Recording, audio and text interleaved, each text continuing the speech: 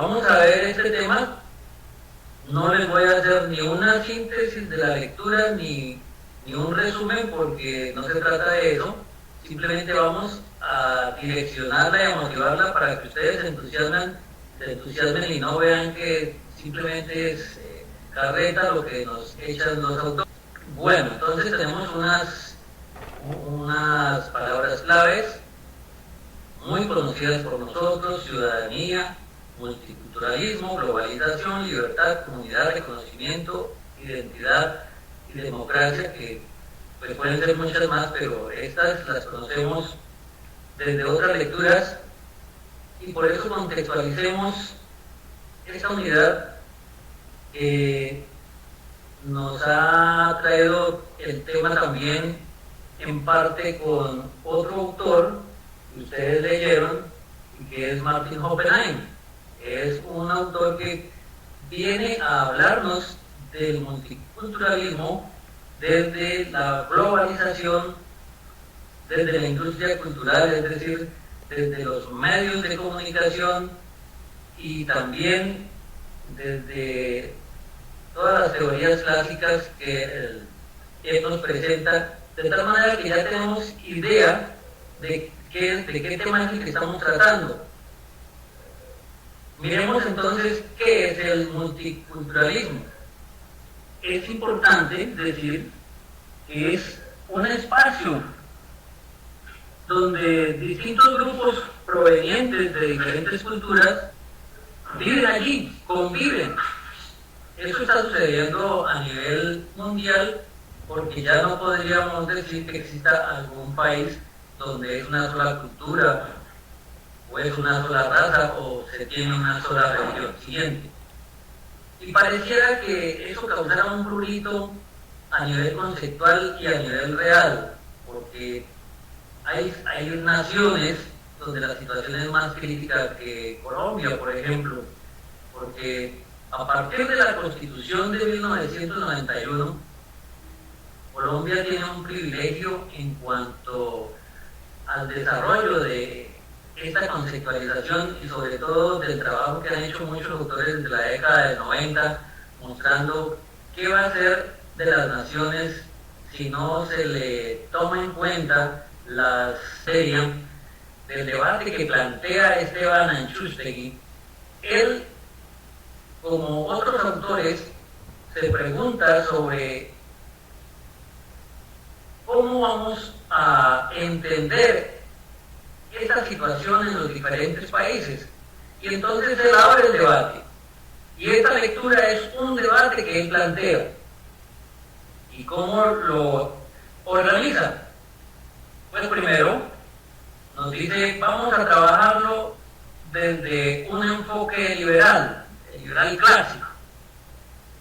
Siguiente.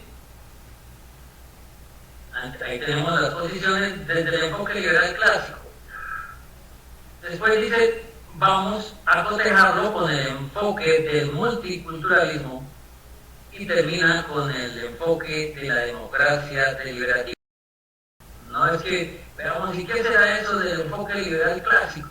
Pues entonces tenemos que ubicarnos allá en nuestra historia, desde que Adam Smith, en el siglo XVII, John Locke, hay varios autores que trabajan esa neutralidad política y neutralidad económica de los estados para darle a los individuos todos sus derechos, ante todo, sus derechos individuales. Obviamente que, como lo plantea el autor, esto genera un individualismo que puede ser nocivo para la convivencia. Igualmente, él plantea la necesidad de que se mantengan esos derechos y deberes y que se organicen, y que no puede el Estado simplemente de pronto ser un árbitro neutral ante las diferencias culturales. ¿Por qué? Porque el autor cree que el enfoque liberal simplemente coloca al Estado como un observador para que todo el mundo se desarrolle. De hecho, él manifiesta que hace honor al contrato social que desde Rousseau se habló, que nosotros los individuos entregábamos a un señor Estado todas nuestras facultades para que él las manejara. Y de hecho es lo que se hace ordinariamente. Pero tendríamos que decir si los grupos que viven las diferentes culturas aceptan esa homogeneidad de derechos y esa homogeneidad de deberes. Entonces, eso es lo que quiere llamar la atención nuestro autor. En segundo lugar, él plantea un enfoque multicultural y para ello nos trae varios autores, ya vamos a mirar. ¿Y qué es lo que plantean ellos? Que no se quede solamente con el Estado liberal clásico, de que el Estado sea neutral y sea un árbitro tranquilo que no intervenga, sino que es necesario dar una apertura a los diferentes grupos, a las diferentes culturas, pero viene el debate sobre si lo más importante es que esa cultura no se pierda o que los integrantes de ese grupo cultural recuperen los derechos o adquieran los derechos que tienen los demás. Entonces es bien interesante lo que se plantea aquí, porque no se trata simplemente de hacer como los sindicalistas y luchar por los derechos y luchar por nuestros derechos, pero ¿a costa de qué? De pronto lo que queremos es que coexista la cultura, que no se pierda, que esas raíces de pronto se mantengan, pero que el Estado nos siga patrocinando los diferentes derechos y obviamente que consagran las diferentes constituciones. Ahí tenemos a varios autores como Quinlica, como a John Rawls, que nos van a explicar brevemente esta posición que mantienen ellos en el enfoque multicultural. Y sigue un enfoque de la democracia deliberativa, que esa es una presentación sacada de Jürgen Habermas, un filósofo alemán, y él viene a contradecir un poco las teorías de autores especialmente del multiculturalismo. Veamos la siguiente y verá que lo entendemos mejor. Volvemos a repasar. Entonces, con el liberalismo solo tenemos en nuestra lectura, ¿no? En nuestra lectura solo tenemos a John Rawls, que nos hace esa presentación de que con consensos podemos llegar a lograr todos nuestros derechos. Él se mantiene en el liberalismo, pero desde los consensos.